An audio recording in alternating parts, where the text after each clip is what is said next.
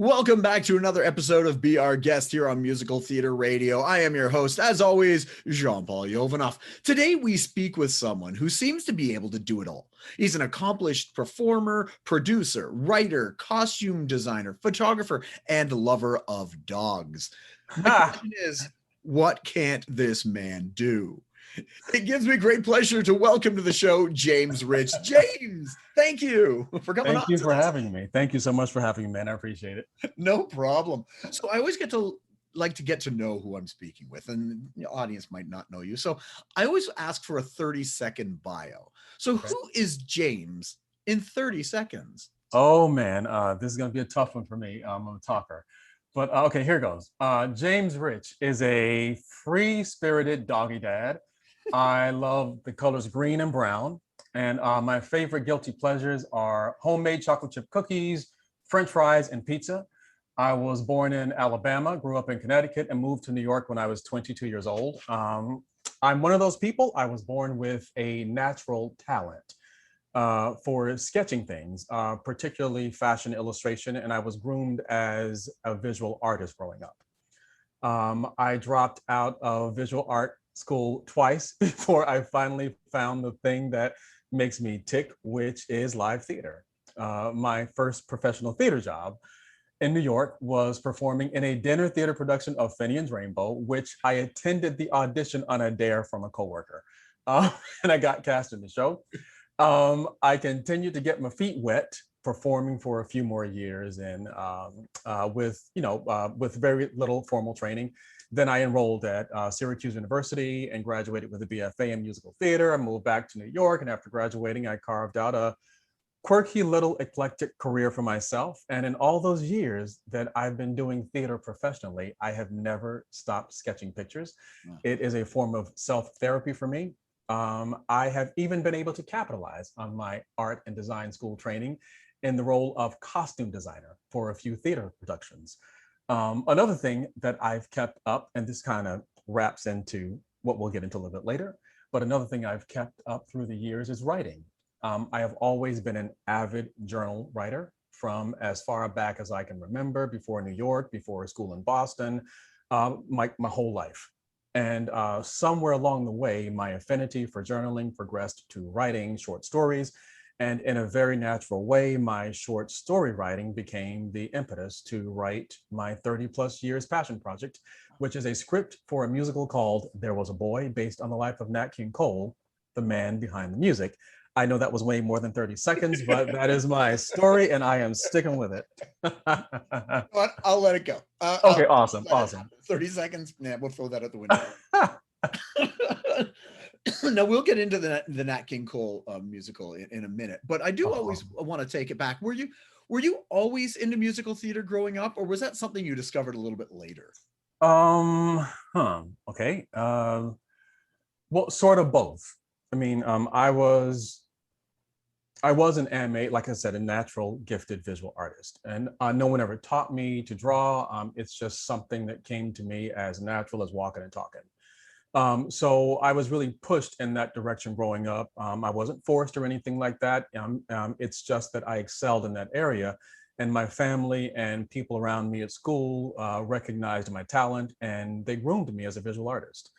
But there was always music around me, whether it was, the eclectic collection of albums in the basement of our house in Connecticut, or my mother singing in the church choir, or at school. When I was a kid, music class 2 to 3 days a week was a requirement. Now it's an elective, if it's even offered at all, which is kind of sad. Yeah. And then there was also TV. I spent, good Lord, I probably spent a lot of time in front of the TV like most kids. And I never missed, I'm about to date myself right now. I never missed an original episode of Carol Burnett's show. Sonny and Cher, Flip Wilson, Laugh-In, all those good shows from the 70s. And all those shows, they were billed as variety shows. But at their core, they were a series of skits strung together by and with songs. So in musical theater terms, I personally would define that as a musical theater review. So in that sense, I have always been into musical theater. And just like drawing pictures, I was born with a natural singing voice, just a natural ability to sing. No one ever taught me. It just, again, came as natural as walking and talking. But I was a painfully shy kid. So the thought of singing in public was not something that I ever even entertained, no pun intended. I fantasized about it, but for all the chocolate, pizza, and French fries in Connecticut, it just did not, I just did not have the courage to get up in front of people and perform. Yeah. Now, in the basement of our house in Connecticut, it was a whole different story. I mean, I spent hours and hours and hours drawing pictures and singing along with every album that my parents had down there. Like I used to put on full shows by myself in the basement, just all the parts, dancing, everything. Some of my favorite records to sing along with were the Jackson 5, Aretha Franklin, Tom Jones, Sarah Vaughan, Nat King Cole. There were a lot of musical theater albums down there randomly. I don't know where they got them from because they weren't particularly people who went to the theater all the time. Yeah. But I sing along with those two. Babes in Arms, I remember. My Funny Valentine from there. Camelot, Raisin, based on A Raisin in the Sun. The Wiz, Ain't Misbehavin', Sophisticated Ladies. And I loved watching movie musicals. Some of my favorites there are, okay, Guys and Dolls, Pajama Game, Sweet Charity, West Side Story, The Sound of Music, Kiss Me Kate, On the Town, and anything that featured Gregory Hines, Fred Astaire, and Gene Kelly were at the top of my list. But again, the singing and performing pretty much ended in the basement at home. It didn't help that on top of that, on top of being a shy kid, my brain has always moved a little quicker than I can talk. And so it caused me to stammer and stutter. And as a kid, that made me feel stupid. And so I felt really embarrassed, was just very quiet into myself a lot. But by excelling as a visual artist, that boosted my confidence and it gave me a better sense of self. And it was a good cover because it didn't require me to talk. Everybody could see how talented I was, which made me feel accepted and validated. So to wrap this all up, while I have always been into musical theaters and theatrically based stuff in the basement of our house, I didn't really get into musical theater until my early 20s after I moved to New York. And I was reading on your website, you've done all these tours and you've done these shows and things like. So what was the moment where the light switched on where you could get on stage instead of just in your basement? Because I'm pretty sure there's not enough room to invite a whole audience down there to watch you perform. So that's not effective. But just a really quick kind of, I call it going off to Syracuse because I'll get off topic real quick, but I'll get back to your question. So I'm in the basement one day. I had to be about in 7th or 8th grade.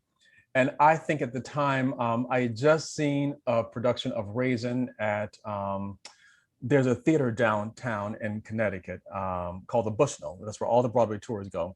And we had gone on a school trip to see Raisin, the Raisin in the Sun musical. Yeah. And the little kid in the show sang a song called Sidewalk Tree. Man, I'd be singing that just at the top of my lungs in the basement, just going at it with that song. And I heard the doorbell ring, but it didn't dawn on me to stop singing. And so my mom was home and she answered the door. And later she told me that the post office, the mail guy, what do you call this? The postal mailman, Jesus. Mailman. That guy. The mailman was like, oh my God, who's that singing in your house? And I had no idea that people, it never dawned on me that I would be singing so loudly some days. I'm in the basement thinking that I'm all by myself and no one can hear me. People for years have probably been hearing me sing outside because the windows open, the house is open, and so they could hear me. But anyway, that's that. But the moment I realized theater was it. Jesus. Okay, you know what? Okay. I'll try to make the story as concise as possible. So one of my first jobs while I was in design school, I was a waiter at a place called Bennigan's out on Long Island. And one of my favorite people to work with, she was a voice major at CW Post. And in order to get through our shifts, we'd be in the back just like singing duets as we're grabbing foods and taking it out to give to our guests. And she just one day said to me, so you're a singer, right? And I was like, no, I'm not a singer. What are you talking about? And she says, no, you're a singer. And, of course I fought her on it. She fought me on it. And she was as stubborn as I was. And so she started sort of going through all the trade papers. And one day she saw an audition for Finian's Rainbow. And she came into work and told me that she had seen this this audition and she thought I should go on it. I said no. She said yes. I said no. And next thing I know, I was at her house in front of a piano learning My Funny Valentine. And she told me, okay, whatever you do, just when you get in the room, if they ask you, what are you going to sing? Just tell them I'm going to sing My Funny Valentine in the key of C. And don't say anything else. Just smile. And so I walked in, they were like, so James, what you going to sing? My Funny Valentine, key of C. And I had no idea how to read music, didn't even know what the key of C was. And so I start singing this song and I see them back there smiling and I'm just going at it. And, they thanked me and I walked away. And a couple days later, they called and offered me the role of Howard, the young scientist. And so I got cast in the show, did the show. And I don't think then I was necessarily thinking of it as a career because I didn't have any real training. Yeah. But then a few months, and by the way, at that time, I'd also dropped out of design school. I didn't tell my parents. So me and my roommates were keeping it secret. Every time I'd call home on Sundays to talk to my parents, we just pretend that everything was cool and I'm going to school. And it was okay because at that point I was actually paying for school on my own. So they, I just didn't want to disappoint them having already dropped out of school once before. So about 9 months after Finian's Rainbow, I ended up getting cast in a touring production of a show called Pearly. Yep. So I had to call my parents and siblings and tell them that their free-spirited youngest son, youngest brother, uncle type person was going out on tour with Pearly. And my mother's response was, what's a Pearly? And I'm not quite sure how I got out of that, but I do remember my father saying something to the effect, as long as he's happy and he's not hurting anybody else, let him find his way. Let him do what he needs to do. I was like 22 years old. And so I went out on the tour and I think while I was out on that tour, I don't know, something just clicked, I was literally going to all these cities out. It was out in the Midwest. It wasn't even a fancy tour, it was non-union. We were literally on one of those airport buses. We had to pack our own bus. We were sharing hotel rooms, but I was out on tour and, I was doing my thing.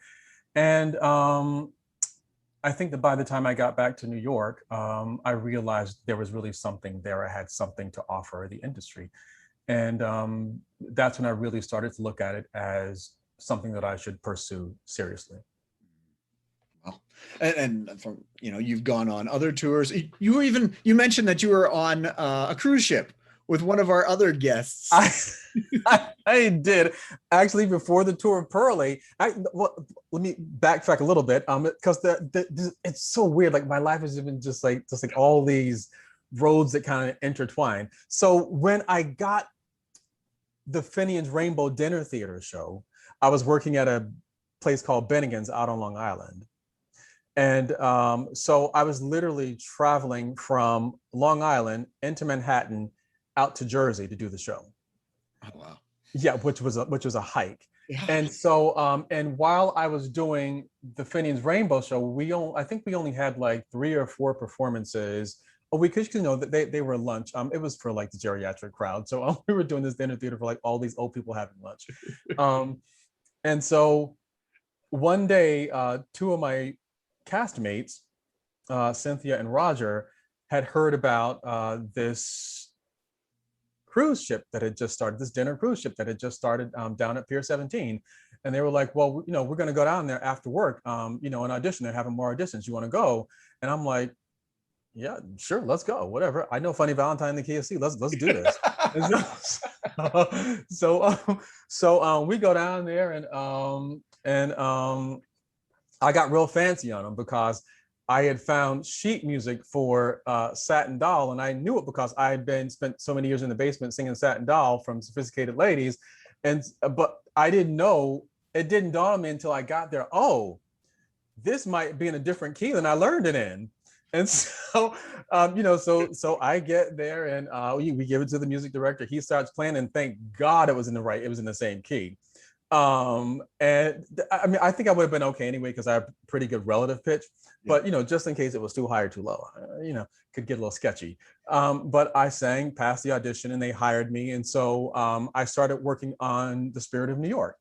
And so while I wasn't part of the inaugural crew, a lot of people that remember me from there still remember me as part of the first season crew of the ship, and it was really cool. I mean, it was the hokiest, corniest musical review that we did. I mean, like we did a musical theater version of The Pointer Sisters. It was so bad, but we thought we were doing something. And I was absolutely the worst waiter in the world. I don't drink. And so I don't know one drink from the other. So when people would order drinks, I'd go to the bar and tell the bartenders, hey, do me a favor. I need you to put the drinks in the order I wrote them down. And say, someone was sitting there with curly hair and glasses. I would write curly hair, glasses next to the starting point, and I knew, go left. Yeah. And so I would go left from there and pray to God I was serving the right people the right drink. I mean, I knew what a pina colada looked like, but if it was like a scotch and soda, I had no idea no clue. So going up to Syracuse again. So one day on the ship, I get the bright idea. I was on the third. We had 3 levels on the ship, and I was on the 3rd level this day. And in order to get to the 3rd level, we didn't have a sink and a kitchen up there, so we had to go to the 2nd level to get all the water and drinks and everything. So I decided that I'm gonna save myself a little time at the start of the cruise, and I was gonna serve all my tables their water at once because we had to give guests water when they came in. So I think I had probably about 20 glasses of water on this big tray. This is not going to end well. So I go up the stairs, and as I go up we're on the Hudson. There are other ships and things going by, and so ships rock. Mm-hmm. And so just as I get to the top of the stairs, the ship leaves the dock and it starts to rock. And every glass of water on my tray fell off, broken glass water everywhere. And I just stood up and said, hi, I'm James, I'll be your waiter. And and they all looked at me like, oh my God, this is either gonna go really bad or this kid has a really fun personality and we're gonna have a good time. And so I gave them they had a good time. So I worked in The Spirit of New York, and I did that in between shows. And it was really cool because it gave us a chance to, to sing and work out new material between auditions and between shows. We always had a platform to perform on, to keep our instruments well oiled. So it was a really cool job. Nice. So let's talk about There Was a Boy, the musical about Nat King Cole. What was the impetus to create that in the first place? Well, the impetus for that is that pretty much from the time I started performing professionally, and especially when I would do period shows, I'd walk on stage and people would tell me that I remind them of Nat King Cole. And, I knew who Nat King Cole was, but I didn't really know him. And so, after hearing it quite a bit, I decided to start doing some research to find out who the man was. And to be honest with you, there wasn't a whole bunch of information available about him back then. So most of my research really was just, rating the albums in my parents' basement and, listening to his music. Over time, more information did start to become available. And the more I learned about him, the more interested I became to know more about who he was behind the music. And just over, over time, I just started taking notes down about little things I would learn about him, and I would put them on index cards and just save them for no particular reason. And after a few years, as in like a lot of few years, I finally, I don't know, I don't, I guess at that point, I guess after like 7 years or so, I'd finally started thinking about doing something. And initially, I was thinking about a vanity project, something like, something like a cabaret show. But then I was like, well, no, I don't want to do that, because I think, I think his life is way more interesting than that, just from, you know, what I know about him. And so I started thinking in terms of writing a show about him, a real book show. And so I called up one of my industry friends one day, and it's just someone I trusted, that I didn't feel stupid asking her this question, asking her, I'm thinking about doing the show about Nat King Cole. Do you think there's any merit to this? And she's like, well, sounds interesting, but what you got? And I pulled out a big stack of index cards. I said, I got these. And she was like, dude, that's your story right there. I was like, oh, okay. So really, it started out as people saying you look like Nat King Cole, and me learning a few of his songs.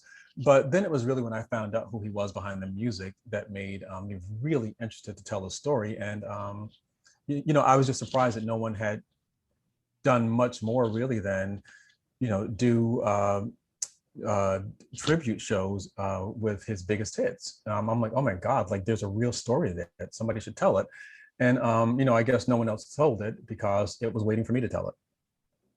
How long ago did this idea come to you? And then how much time till that first time it got on stage? I would say I really got serious about trying to write the story in the late 90s, around 98 and 99, because around that time, for some reason, things were sort of,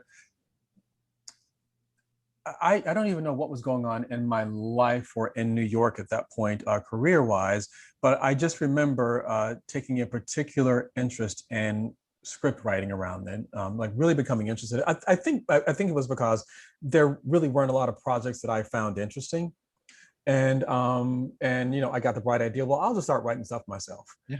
And so I think around 1999, and also around then, the internet was starting to become I guess more user friendly, and more information about him started showing up on the internet. Still not a lot, but a little bit. At that point, there were also quite a few biographies out about him. And so, I've read so many biographies about his life. So it was really around then that I got serious about it. So from 1999, and, I'd never written anything before. And so, it took me some time to figure, I'd been in shows before, but, I didn't really know anything really about, a writer's sense of play structure and drama and hills and valleys and all that stuff. And so I had to figure all that out. Also, I didn't know what the rules were about writing about someone who was famous. And I got so much misinformation. There are a lot of people who think they're giving you good advice, and they really don't know the rules. And so, again, the internet, there was some stuff available. I couldn't afford a lawyer like to really talk to anybody. So I had to find stuff on my own. And that kind of research takes a long time. And so that's why it took me so long, because I had to find it out on my own. Yeah. So I spent a lot of time at the libraries, online, in books, going to bookstores, trying to find stuff, whatever. And so from 1999, I would say that's when I really got serious about wanting to put it down as a script.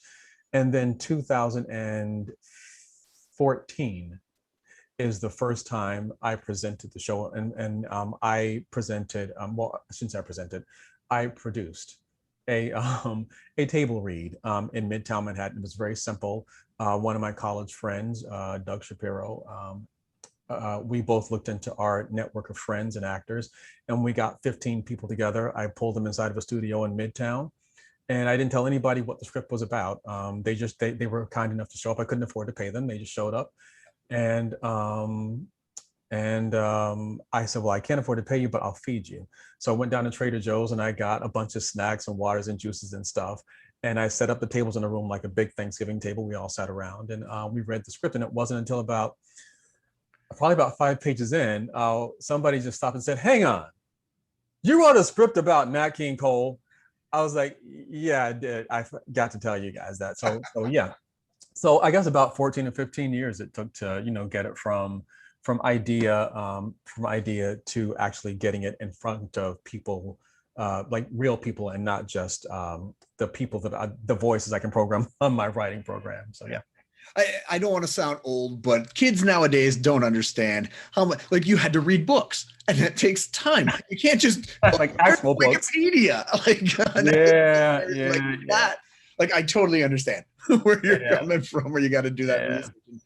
And yeah, the time length it takes from concept to getting it out there. So I will tell you that, even though it took a long time, there were obviously, there's a lot of frustration and disappointment that happens when things, I always explain to people that, sometimes the things we want in life, we create these movies in our minds about how they're supposed to work out and the time in which they're supposed to happen. Yeah. And they don't always work out. The movie in your head is not necessarily the movie that your life will put you in. And, so that happened to me. And there were a lot of times that I wanted to give up. I just wanted to just throw in the towel and say, you know what, I'm done with this thing. Mhm. But, it's one of those projects that for some reason, it kept choosing me and it kept pulling me back in. And, it's just that, eventually I realized, this project is not going anywhere until I actually tell the story. And so, just stay the course and tell the story. So I'm sticking it out.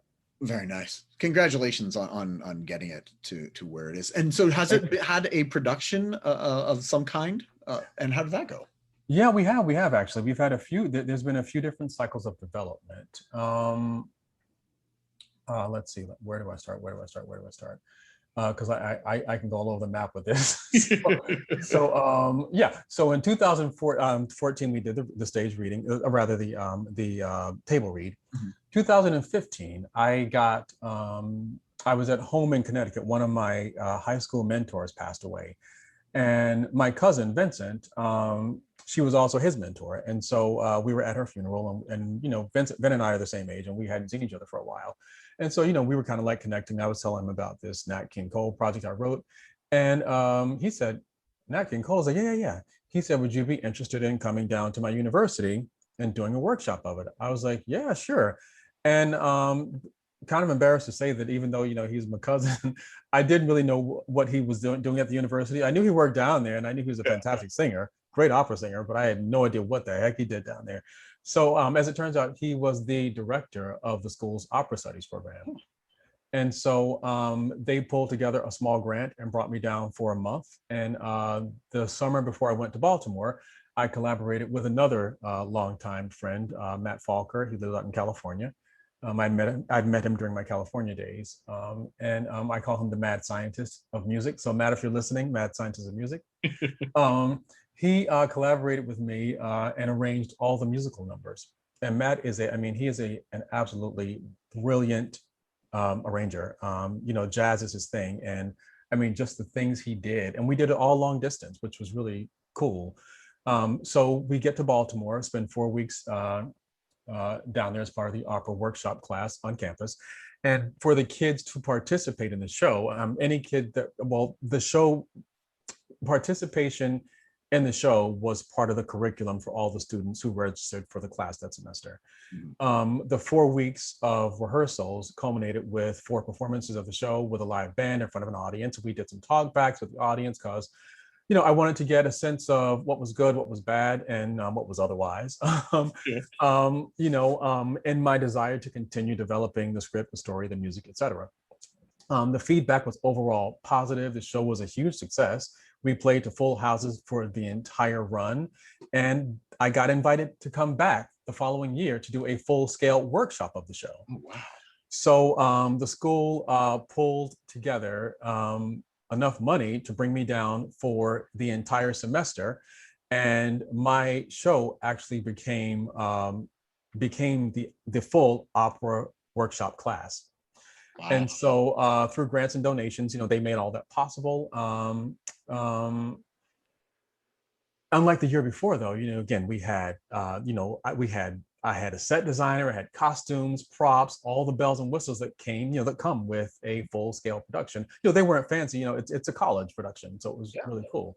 It was rather really limited. And again, the show was a really big success. We played to full houses almost the entire time, and it was a great experience. And then a month after that, after Baltimore, I flew out to San Diego to do a staged reading of the show at Miracosta College, which is where my friend Matt teaches. Wow. We did the reading with a 40-member chorus of singers and actors out there, live band made up of all students. Again, the show was a huge success, but the difference this time is that unlike Baltimore, where the audience was predominantly Black African American, in San Diego, that's the neighboring county.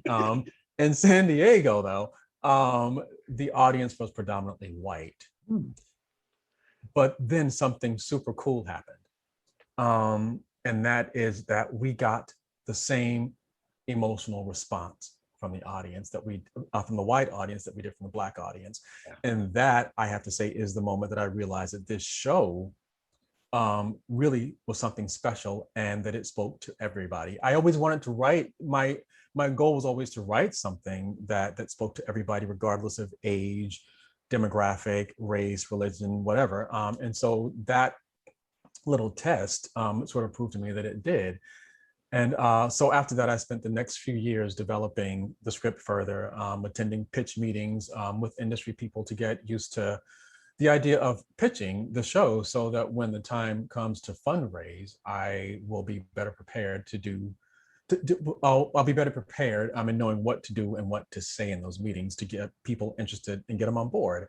And so then fast forward to 2019, I got the bright idea to do a full-on concert, a fundraising concert in my hometown. So I take my own show on the road and I go back to Connecticut and go into the university auditorium there. Not in the basement? No, not the basement. Okay, time. good. Okay. And here's the funny thing. There were so many people, people over the years have figured out that, now James Rich sings. Yeah. But what's so funny is that a lot of them, they were like, he sings.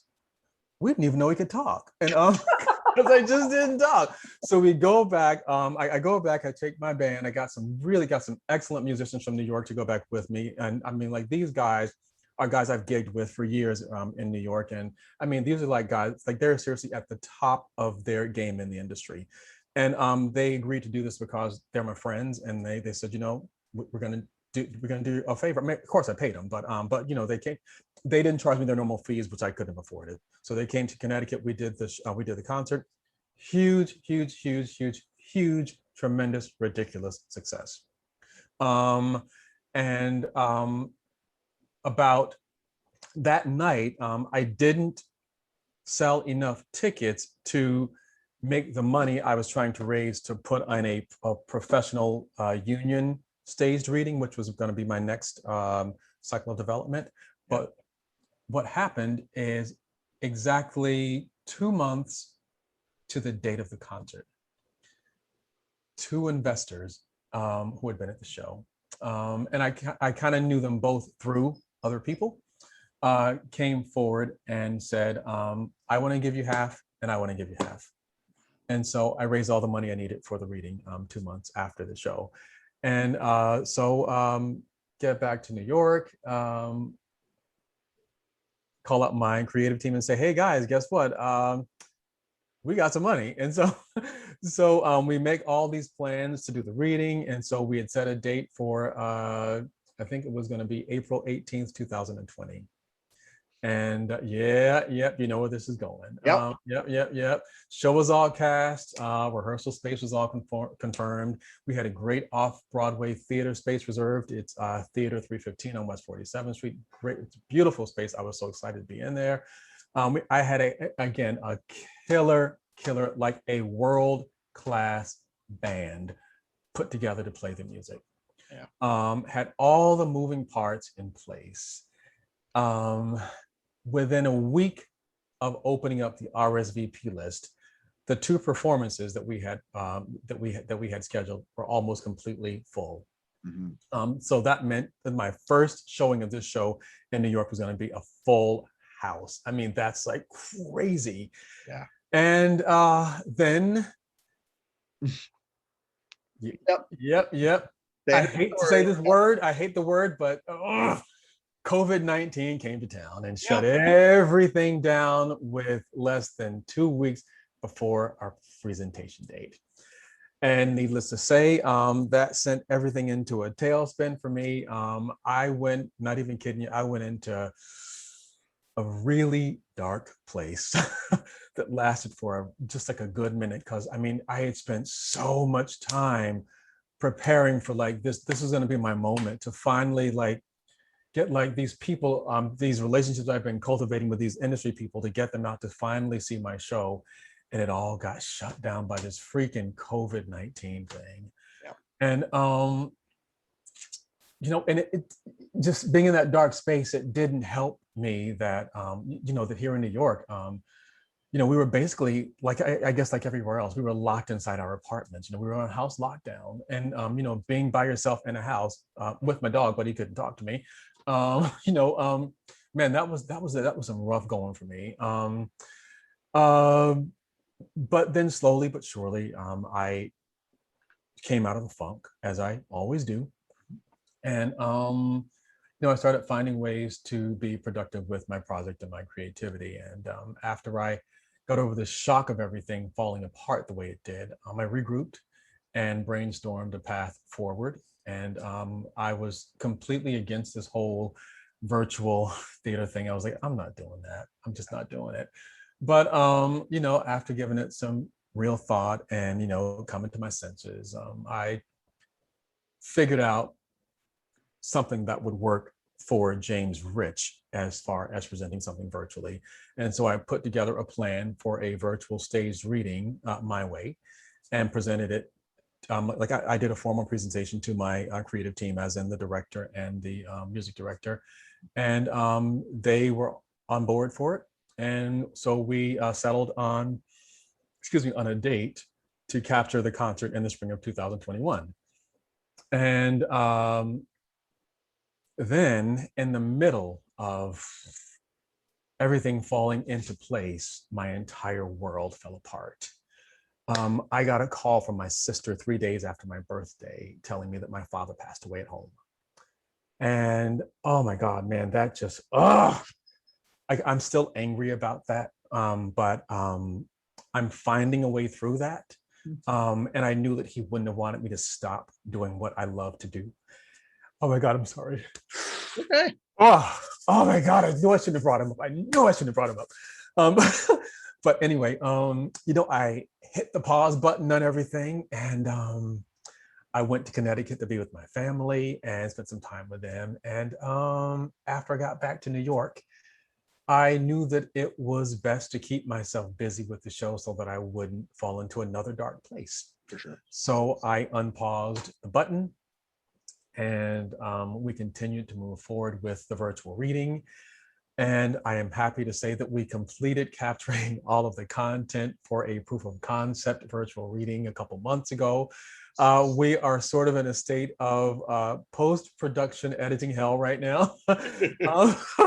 But I will say that what I've seen of the footage, you know, it's not perfect, but man, I tell you, I'm so happy with the end result. And I'm hoping that sometime in the next month or so, we will actually be able to present I'll be able to host an invite-only virtual presentation of the show. So keep your eyes and ears open. Very nice. Well, congratulations on getting through everything. It's not been, I've talked to so many people during my interviews, and you know, the last year, the pandemic has been the nightmare. Just been unfortunately focal point of all of our conversations. And I'm looking forward to, now that there's a light at the end of the tunnel, we're going to look at it and go, you know what, that's in the past. We're going to move forward. So yeah, congratulations on pushing through. Thank you so much. That went on. But honestly, what else are you going to do? Right? You got to moving forward. Yeah. And, you know, as you said, the movie that you set out for doesn't always follow. It does not materialize the way you thought it was gonna play out. It just doesn't. But so is there anything else that's going on with you, James? You got any projects in the go outside of this, or is this your focal point right now? Well, it is my focal point, but in December I will actually be not really in your neck of the wood, but on your side of the Order. international border. Yes. Okay. Um, I will be heading up to British Columbia Yes. to headline a Christmas concert called Home for the Holidays, a Nat King Cole Christmas. The dates are December 5th through 11th. It'll be if I'm repeating myself, I'm sorry, I kind of have brain farts that way sometimes. It'll be a 7-city tour. And I'm really excited because it'll be my first time on a real stage in front of like real people. Yeah. Singing songs with like a real band and stuff. And so I can't wait to get there. I'm so looking forward to it. I've had a few production meetings with the producer and the band and, and all the creative team. Mm-hmm. Just the nicest team. And I think it's going to be something special. So, if you're going to be out there, anybody else, or if you know somebody that's out there, come on out and be a part of it. So yeah. BC is gorgeous. You're gonna love it if you haven't been out there. And it's 4,000 kilometers, so what, 3,000 miles away. Well, it's California, right? Yeah, exactly. I'm not that close. So, as much as I'd love to go see you out there, and I don't think I don't happen. Okay.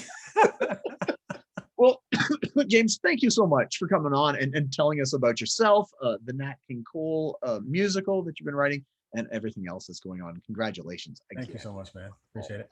Well, before we go, I always like to ask 3 questions of my guests to get to know them a little bit better than what we have. Okay. There's no right or wrong answers, though the last one might have a wrong answer. So we may get you on that. So question number 1. What creator or team within musical theater has had a great influence on you? It could be a composer, a lyricist, director, producer, actor, stage manager even. It could be somebody famous, non-famous, like a teacher. Is there anybody in the community that's had a good effect on you? Okay. Oh man, so many people. But I think I think the best response for me though to this particular question would be that I'd have to say that for me it's more about fanboying over certain shows as opposed to the creatives behind the production, and in particular shows that have some historical value and that manage to educate as well as entertain us. Those really resonate with me. That being said, 3 shows that I would have to say really had a direct influence on my Nat King Cole show and what I want to do in the future. The quality of the kinds of shows I want to create are shows like Dreamgirls by Tom Ian and Henry Krieger on music, Beautiful, the Carole King musical, Doug McGrath on the book, Carole King obviously on music, and a little show that a lot of people don't know about, Sideshow. Bill Russell on book, Henry Krieger again on music. I was fortunate to see all of those shows live. And to me, they all told dynamic stories. They educated us, gave us some history, and they were incredible and memorable bodies of music and theater that define what Broadway magic means to me. Nice. Correct answer. There's no wrong answer. So 1 point. Fantastic. Okay. Question number 2. Now, I read that you toured with Harry Belafonte as a backup singer. I did. And you've written a show about Nat King Cole. So I you did. clearly have a thing for singers that were big in the 50s. Now, is there another performer from that decade that you'd love to have worked with or have an affinity for? Oh my God. Okay, there are so many people that will tell you I am a Sarah Vaughan junkie. I have loved Miss Sarah Vaughan, Miss Sassy Vaughan since like forever and a day. In fact, when I did the tour of Pearly, this was back in the day of, we didn't have CD players, we didn't have, digital things on phones. Yeah. We had cassette tapes.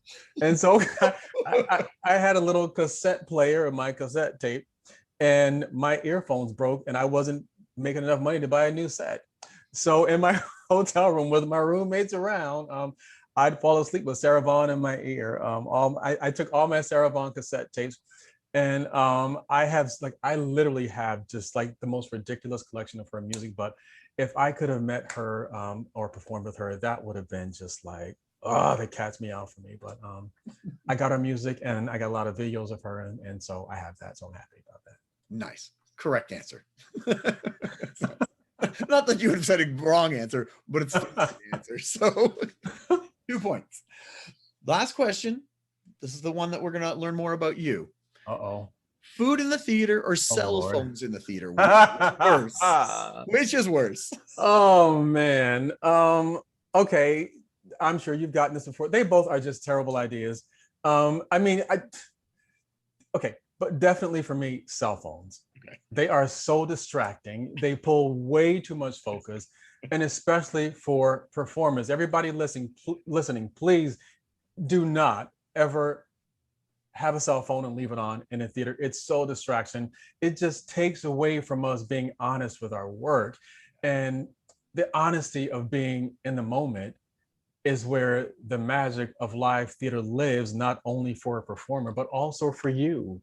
So put the phone, just turn it off, put it away, and pay attention. But right. Definitely cell phones. Both are worse. You got it right the first time. So. I couldn't really say food because I worked in dinner theater a couple of times and on the dinner cruise ship. So I've been around food and clinking plates and stuff like that. So I'm like, that I can deal with. That's a different beast though, right? True. As an actor, they're going to be doing stuff. You do. Right. Yeah, that's true. a whole thing. That's true. But, so 3 out of 3 correct answers. No, I have no problem. Yay! But you got it perfect.